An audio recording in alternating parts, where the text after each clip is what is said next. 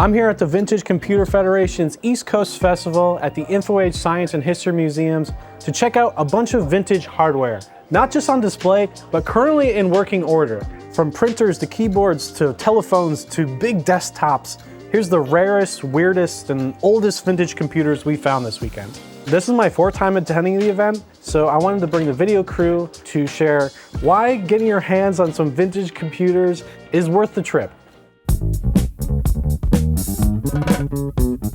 Located on a former Army base, the InfoAge Science and History Museum in Wall Township, New Jersey, uses the Vintage Computer Festival as a way to spread the hobby of understanding old technology. And the best way to do that is to see them working. One of the things about our museum was it's hands-on. If you go to Smithsonian, everything's locked away. You can't touch it. I think it's also educational because then they can learn the fundamentals of how computers work, how programming work in a very simple way. So I think it's a deeper understanding with the vintage computers than they are with modern computers. Festival goers are free to explore the vintage computer exhibit with their ticket to experience hardware, operating systems, early coding, and various peripherals designed over the past few decades.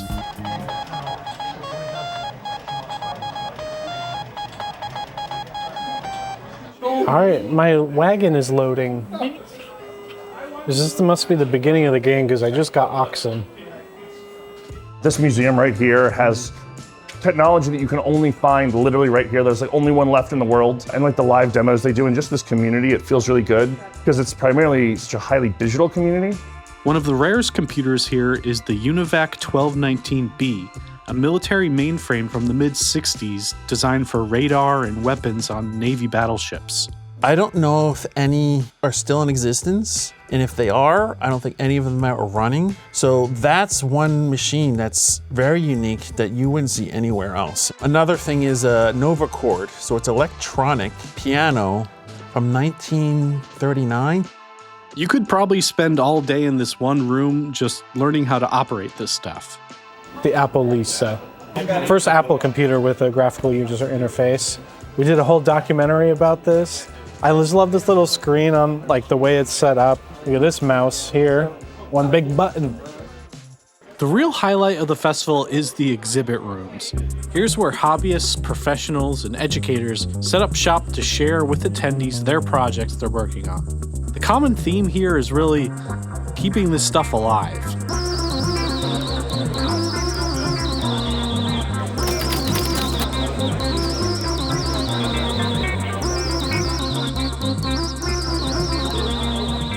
Some attendees come from out of state, not just to see the equipment, but to meet the hobbyists they see online. Anything here you're excited to see? So there's this guy, DOS Dude. He always does really cool modifications to Macs. And he had a bunch of really old iPhones he was trying to get working. He made a fake cellular networks that no longer exist, like 2G and stuff like that. Yeah. So the iPhones here start with the original iPhone, go all the way up to the iPhone 5S. And then over here we have some other miscellaneous phones, including the original Android phone, the HTC Dream. These two antennas here are for my custom GSM base station that I've got set up here using a Blade RF X40, which I've got right here. It's an SDR, or software-defined radio.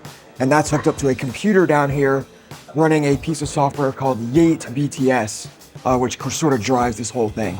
The number for each phone is printed on this sheet here. I see. So let's say we'll just dial the Nokia 3395, so that's 1012. Okay. You can just go in here, dial 1012.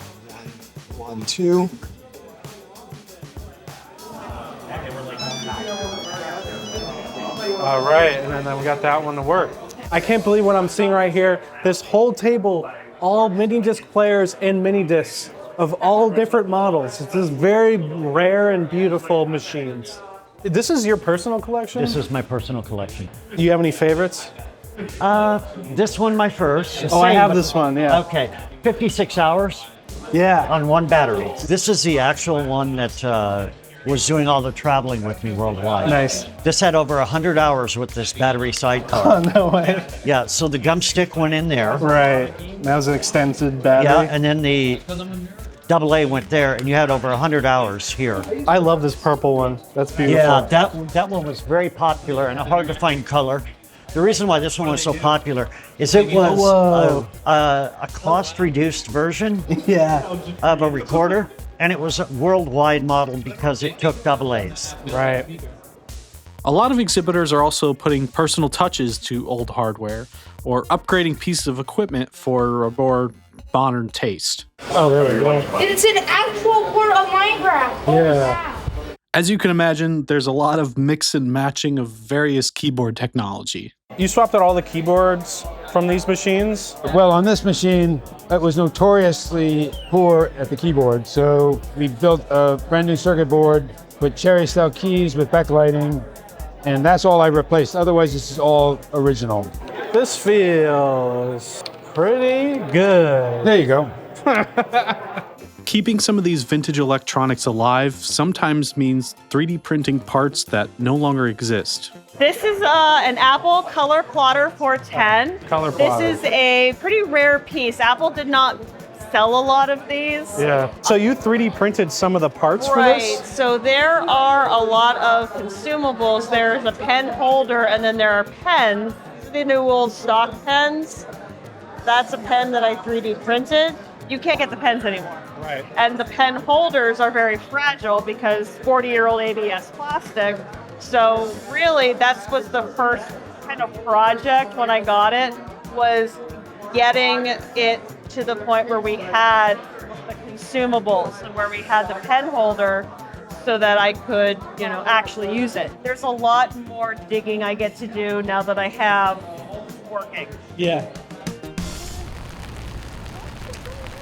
This is a very cool part that I always look forward to is the consignment shop. People just come and bring stuff they want to sell. Other people come and buy a bunch of stuff. Vintage electronics, vintage computers. People are already walking out with stuff. It's 9:30 in the morning and it is packed already. So let's go inside and do some window shopping.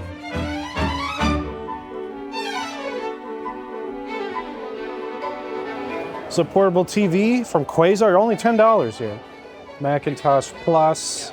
This is the same PC I used to make like Audacity recordings on. Look at this, this has a whole stand for this iMac G4. It's got these speakers here, these little stands for the speakers. I just love the screen, like the flower pot thing.